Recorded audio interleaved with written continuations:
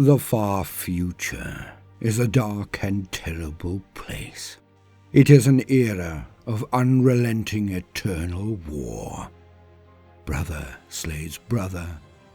Allies turn on their own. Each species vies for the ability to merely draw breath. The stars burn with the fires of conflict. Every attempt at parley and compromise is riven with errors, drowned before it is realized. And all of this is because the fundamental nature of the universe has been twisted. Foul, malevolent forces pluck at heartstrings and plot and scheme to prevent any form of stability, respite, or lasting peace. For the dark gods of chaos have inveigled themselves into every fabric of reality. They have changed the very rules of nature itself. Where once accord could be gained through common cause, now there is little chance of anything or anyone being proof from the blandishments and subtle effects of this new universal paradigm. The galaxy itself seems to call for carnage and bloodshed, lies, corruption, and excess. And at the center of it all, birthed from the nightmares and lusts of an ancient race, stand the paragons of this new era. At the right hand of Slaanesh, they are the Keepers of Secrets.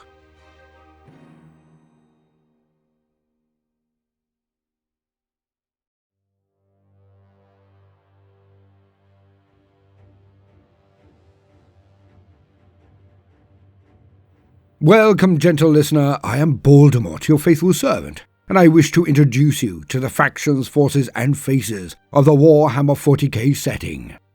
The grim darkness of the far future, where there is no time for peace, there is only time for war. If you wish to see the channel flourish and possibly take on bigger topics and get better resources, then like and subscribe. But also consider joining our Patreon, or throwing a one-off tip in the form of a super thanks. And today, finally, we shall be taking a long look at one of the most dangerous and powerful categories of beings that stalk the darkness of the far future. Their power is a thing of terrible wonder. Their mere appearance can shatter minds and break wills. They are a subset of beings so potent that in all of the universe, they are second only to one other order of horrors. Their advent does not herald an intensification of confrontation, but the utter destruction of everything mortals hold dear. They are the greatest lieutenants of the youngest of the four. They are the direst of all opponents one can face. They are the Keepers of Secrets. But what is a Keeper of Secrets? The nuances. So let us begin. The Warhammer universe is broken into two distinct realities. The real world, what is usually called the Materium, and the dream world, the River of Souls, the spiritual realm. This is called the Immaterium, or more commonly, the Warp. Nearly every sentient being is represented in tandem in the two worlds. They have a corporeal form, their body, and their facsimile in the warp, what we call a soul. The Immaterium was once a colourless realm, a canvas which the sentient beings of the universe were destined to shape with their hopes and dreams, loves and laughter. It was meant to be a paradise, as described by every religion or belief system. A perfect afterlife that would meld and change to the needs of its denizens. Shaped by thought and intent, it was meant to be perfect. But this halcyon realm was tainted from the very outset. For the experiences of sentient beings shapes the Immaterium, making it an exaggerated mirror of the real world. How you feel gives the Immaterium form. Intellect can give you power over this realm, the ability to manipulate and reshape reality there. It is where will is the ultimate weapon and permits someone to control it as if they had the keys to creation itself. But its truest lifeblood and building blocks are rooted in emotion. How one feels. Emotions are the offshoot of sentience, every bit as much as intelligence. And this raw energy, mood and mentality is what truly makes up the immaterium. It is the raw power of which all is made. Alas, in the earliest days of the universe, a great confrontation broke out between two of the first races, Goliaths in their chosen forms. The Necrontyr, who became the Necrons, were lords of technology, masters of the real world. And the Old Ones were mystics and shamans, spiritualists to the core. They were the masters of the immaterium. The Old Ones were kind and benevolent, like gardeners tending and guiding the younger races that sprung up. The Necrons were their equal but opposite. They were vile, callous and cruel, annihilating or enslaving anyone or anything they came across. They had their reasons, of course, but who does not have an excuse? The war between these diametrically opposed forces nearly destroyed the Milky Way galaxy.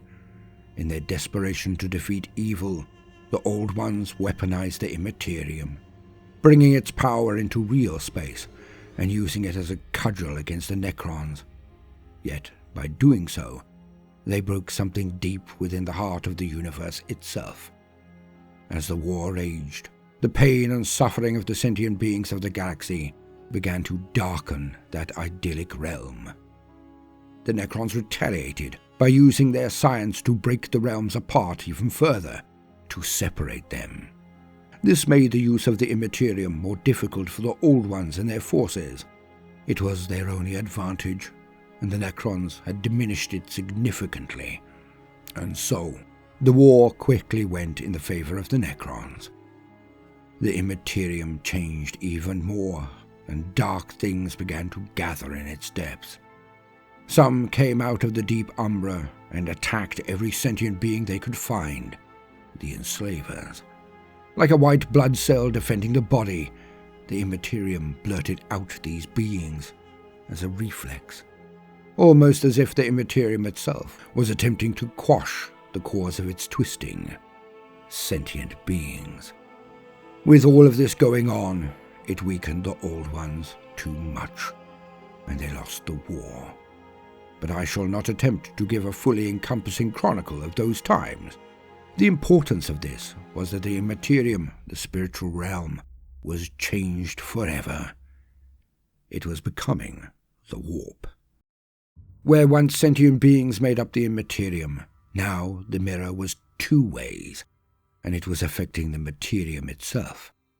Darkness had taken hold, and it began to reflect back onto the materium, into real space. As the brutality of the material world twisted the immaterium into the warp, it looked back, and now reflects this evil into the real world, augmenting said evil in an endless spiral of destruction. And many forms of malevolence has since grown in the Sea of Souls, but, as time passed, the negative emotions coalesced. And when they gained critical mass, when enough power had been accumulated, they in turn became sentient. Where there was killing and rage, a dark god arose, the first, Khorne, the Lord of Blood, the Lord of Skulls. In quick succession, the others erupted into the warp.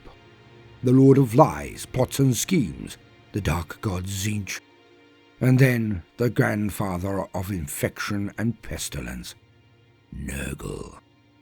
These beings were so strong, absorbing the negative energy of an entire mirror universe. Their power is unfathomable to mortals. Finally, as the Eldari race devolved into apathy, then degeneracy, the last chaos god was formed, Slaanesh, the Prince of Pleasure, or as the Eldari call her, she who thirsts. And it devoured the vast majority of the Eldar race with its birth scream. So it is that the Eldar are ever the targets of Slaanesh. Their souls are its sweetest treats. Slaanesh is the youngest of the Chaos Gods, yet, to my mind, it is possibly the most terrible. The others have more direct power, as they are older and have more adherents and more forces due to this. But Slaanesh is the most difficult to resist in the long run. The killing urge, brought about by the massacres of the First War, then enhanced by the bloodshed of millions of years. Khorne can be resisted by the pure and simple. If one can let go of one's rage, then Khorne can be negated. I never said it was easy, but it can be done. The Lord of Lies, Tzeentch, is a master of plots and schemes, dissembling and obfuscation. But one can resist it by being direct, without guile, and truthful. Grandfather Nurgle is the icon of pestilence, but more than anything, he is a god of despair. Mortals flock to his banners to protect them from the effects he permeates throughout the universe. He is both the cause of suffering and its cure. Ingenious, no. Yet all one has to do to strip him of his power is to believe in something other than oneself, to endure, and to keep the faith in virtue. If one does not give in to despair, then the grandfather has no power over you whatsoever. Yet, the Prince of Pleasure, the dark god Slaanesh, is the most insidious. For it is the lord of sensation, pleasure, and pain. It is the lord of excess, where any hobby, interest, or endeavor can lead to her dark clutches. Should you enjoy coupling with your spouse too much? Should you take too much pride in a job well done? Should you take pleasure in a meal or intoxicant? Then you are on the slippery slope to her wide open arms. Each of the dark gods of chaos is made up of and attempts to propagate the indulgence in one of the core emotions. As all sentient beings have these emotions, each and every one of them gives food and fodder to the dark gods. Imagine the power you would have if you were the living embodiment of love. Imagine what you can achieve in a reality that bends to your will. Slaanesh is the accumulated power of every kiss, every caress, every meal, and every venture. She is the most deadly of the dark gods, as she is implicit in any great deed. For who can achieve wonders without concentrating on their goals to the exclusion of near all else? The simple carnal excess of an orgy is little more potent than the fanaticism of the researcher or the novelist. Excess is the route to accomplishment, or so many will tout, but in the grim darkness of the far future, it is a certainty. Each of the dark gods is a force of nature within the warp, each almost omniscient and near omnipotent. Only their own kind, another god, can gainsay them in their machinations, only they.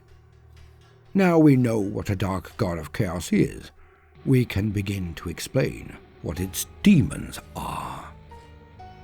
A demon is a tiny slither of the god, cut off and given semi-sentience and some limited autonomy. It is as if you could cut off your hand and then have it work for you independently. Yet the hand will be forced to keep you in the center of its reason, its existence. Every last act it performs will be to your greater glory, to your ultimate benefit. This is what a demon is at its core. A tiny slither of a dark god separated from the whole, yet always under its direct control if required. A demon is made of the warp, made up of the god itself. Their station and power in the hierarchies of the court of the dark gods is based on the amount of their god's power that they hold.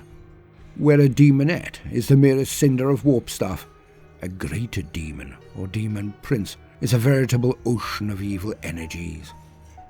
And highest of all beings in the court of Slaanesh are the keepers of secrets. Only two beings are held in higher regard, the god itself, Slaanesh, and the demon Primarch Fulgrim. But that is most definitely a tale for another time.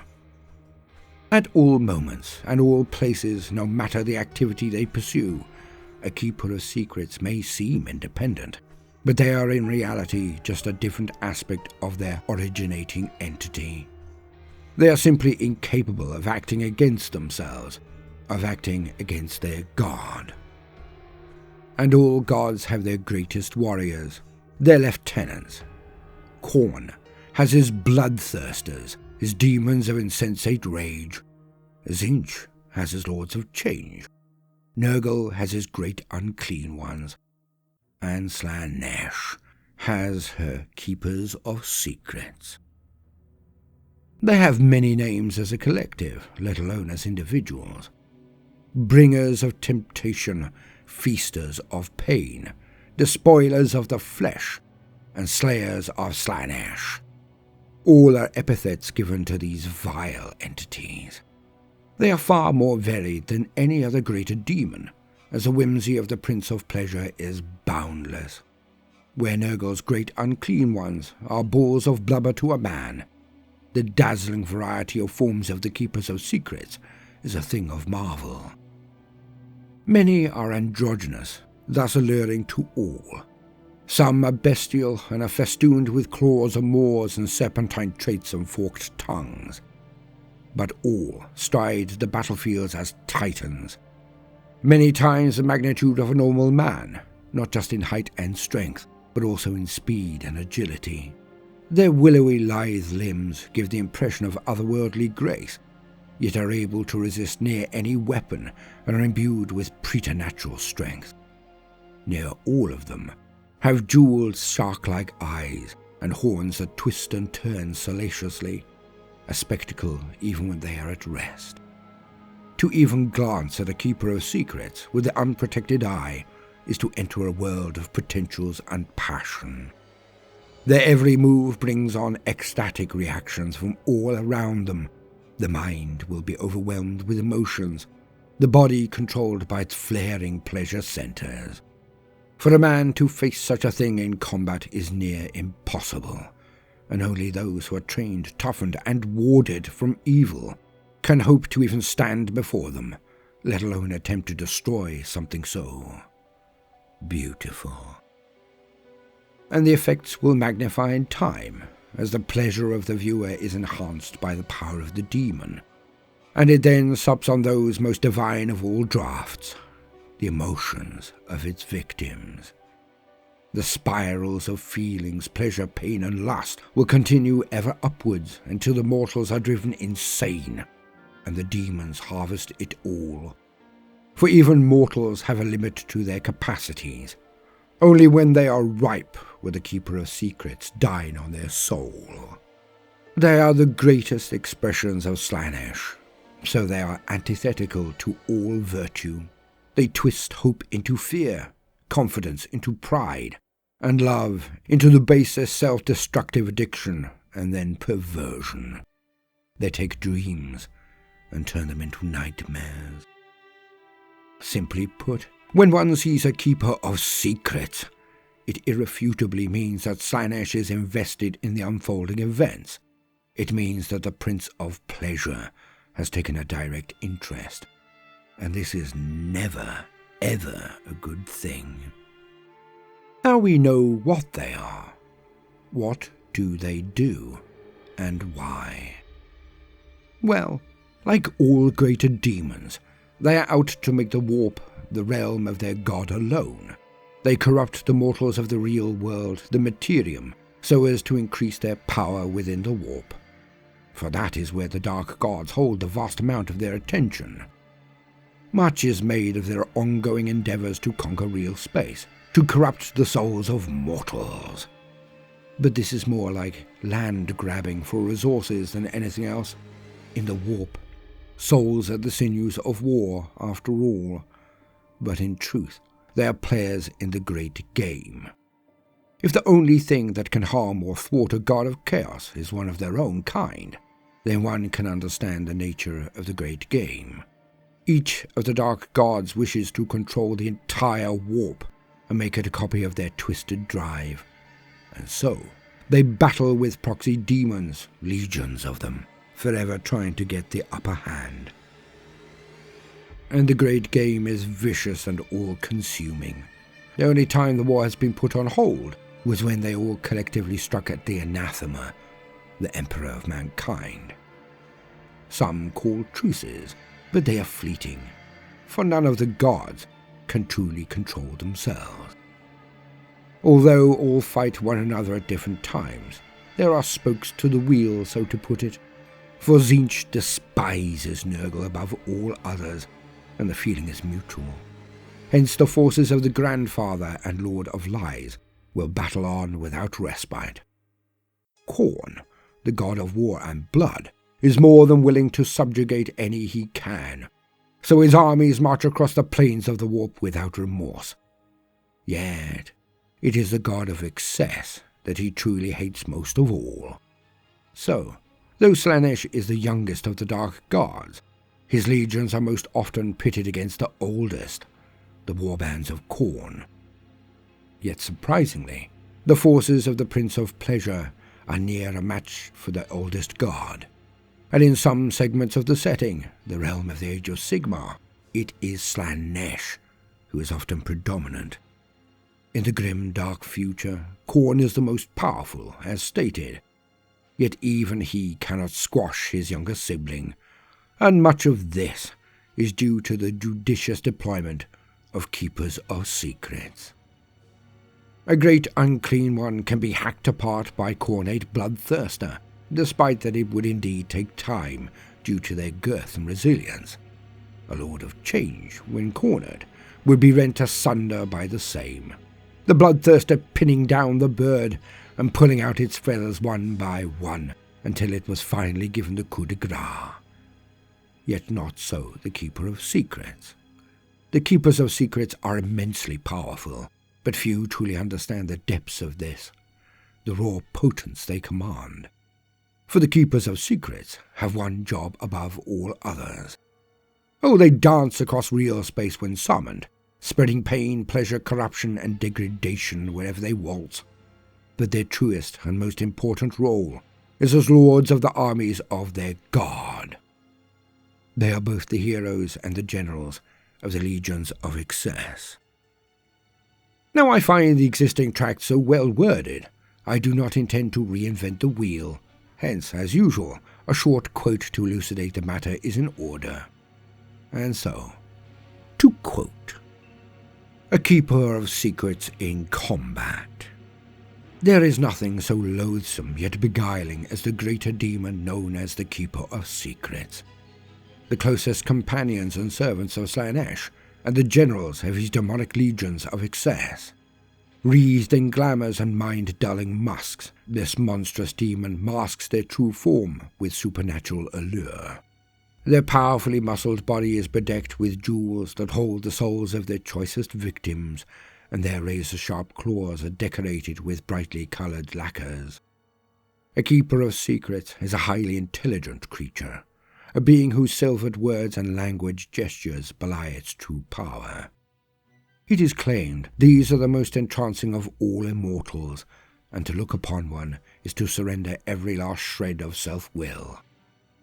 A greater demon of Slaanesh knows the most intimate desires of every mortal being, and will use this horrific knowledge to gain power over its foe, seducing them with whispered promises they cannot hope to resist. Few who have encountered this demon can describe the shame of their desire, nor the lust for violence and depravity that overwhelms their rational senses in its presence. But the Keeper of Secrets is more than just a master of the mortal psyche. On the battlefield, it is a graceful yet vicious killer that delights in the excessive wanton violence it unleashes. Pain and pleasure are irrevocably blended in the minds of Slaanesh's greater demons, meaning that their blissful enjoyment of battle is unmatched in or outside of the warp. However, Keepers of Secrets are only used by Slaanesh when all else has failed, for violence is but a small element of the Dark Prince's nature. When sheer, uncompromising force is the only course left, Slaanesh tasks his greater demons to deliver it in excess. Keepers of Secrets take gloating, sadistic pleasure in all acts of killing and torture, considering excruciating, painful death in battle as another form of creative expression. They take delight in the interplay of explosions, blood, and horror, feeding upon the strong emotions triggered by mortals as they are torn apart. Their limbs, at the same time delicate and hideously strong, move in blinding strikes as they eviscerate their opponents, spilling blood in pleasing patterns and spreading body parts in an exotic tapestry. The desperate pleas for mercy and the berserk battle cries of blood-crazed warriors are sonorous music to these greater demons' ears, a delectable opera that honors Slaanesh. The ways of murder are myriad, and the Keepers of Secrets must explore them all. On the field of battle, the Keepers of Secrets are rarely encountered alone. They are invariably accompanied by swarms of prancing demonettes, ubiquitous lesser demons of the Prince of Chaos. These cavort and dance across the killing fields, singing the praises of their master and dealing death to the armies of mortals. Worst of all, the demonettes often avoid killing the enemy's greatest champions and leaders, slaying or corrupting lesser troops as a delectable foretaste of the glorious spectacle that is the coming of the Keeper of Secrets. The champions are taunted and teased by the demonettes until the battlefield is carpeted with the corpses of the twitching dead. Then the greater demon appears, and the slaughter and corruption truly begins. As well as being peerless warriors, a Keeper of Secrets is said to possess arcane knowledge of many mystical arts. It is said that they can hear anything that is said anywhere in any dimension, and it is this ability that earned them the moniker of Keeper of Secrets. They have also been known to trade their knowledge for gifts of service. Using the secrets at their disposal, they are able to weave intricate spells of misdirection and mystification, leading the weak to their inevitable doom and sending the strong on fool's errands. A Keeper of Secrets can invade the thoughts and senses of its enemies, penetrating their every psychic defense, sending them false visions of glory, stroking their egos and stoking their innermost desires to lead the fools astray. To corrupt those warriors who are pure of heart and possess noble intent is the greatest of their skills, for they will inevitably turn every quest for glory into a sacrifice upon the altar of the Lord of Pleasure's perverse will. While greater demons of Slaanesh take particular pleasure in destroying the demonic creatures of Khorne, the hated arch-rival of the Dark Prince of Chaos, it is the mortal delicacy that holds the most delight. They thirst for the psychically radiant spirits of the Eldari above all others. The sheer terror that the species holds within its heart for the dark god they birthed at the time of the fall, making their souls the headiest of draughts. A Keeper of Secrets will stop at nothing to glut upon such morsels over and over again, a fact that haunts the Eldari people's every waking moment. End quote. I hope you concur that this was indeed an excellent extract, but do bear in mind that Slaanesh may prefer Eldari souls, but is perfectly willing to sup on any. The Keepers of Secrets are armed with demon weapons. It is the Wit-Stealer sword that is the most often in their possession. They can carve through any non-enchanted defense, can harm or even bring final death to other demons. Each such weapon, like all martial objects wielded by greater demons, has another malevolent spirit encased within it, feeding their essence into the abilities the blade displays. And even the tiniest nick from this blade will steal the mind of its victim slither by slither. The memory of a beautiful dawn with a lover The very basis of a personality will be carved off the enemy until they are unaware of why they continue to fight and who they are and where they come from. The death of the mind and soul as much as that of the body. A truly grisly weapon indeed. And all of this, on top of their own natural weaponry, being claws and toothed maws and stamping hooves. The Keepers of Secrets have been behind some of the worst bloodbaths in history, stepping on the toes of the Blood God's forces time and again. Craftworld Eandon knows all too well the power and cunning of these beings, having nearly been destroyed by them more than once. Craftworld Bealtarn, shattered by their direct action, and those of the new Eldari cult, the servants of the god of the dead, Inyad. Just one of their number, Shalaxi Hellbane, monarch of the Hunt, managed to hold their ground against the leading lights of the Inari, Ivrain, the Vizark, the avatar of Inyad, the Incarn, and a Phoenix Lord, Jane Zar, and the Queen of the Arenas, Lilith Hesperax, and lastly, of course, the Harlequin Solitaire. I can think of few other beings that could survive such an encounter for seconds, let alone putting such a gathering of warriors on the back foot. And it is one of their number, Nekari, who slew the first Phoenix Lord, Asumen. But it is not only the Eldar that they battle. They have fought throngs of grey knights to a standstill, and regularly cross blades with the greatest of all demons of war, the bloodthirsters of Khorne. One has even stood against the Emperor of Mankind himself, if not for long. As I have stated before, the servants of Slaanesh are those who terrify me the most. For, as a wise man once said, I can resist anything but temptation. And, as I see things at this moment, of all the beings on the Warhammer universe, it is the servants of the Prince of Pleasure that may well be the footstep of doom to the entire galaxy.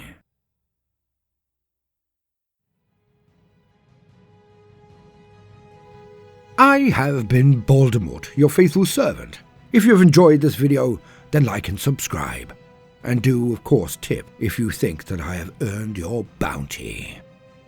But, most importantly of all, no matter what you do today, do try to make some time for fun. Toodaloo.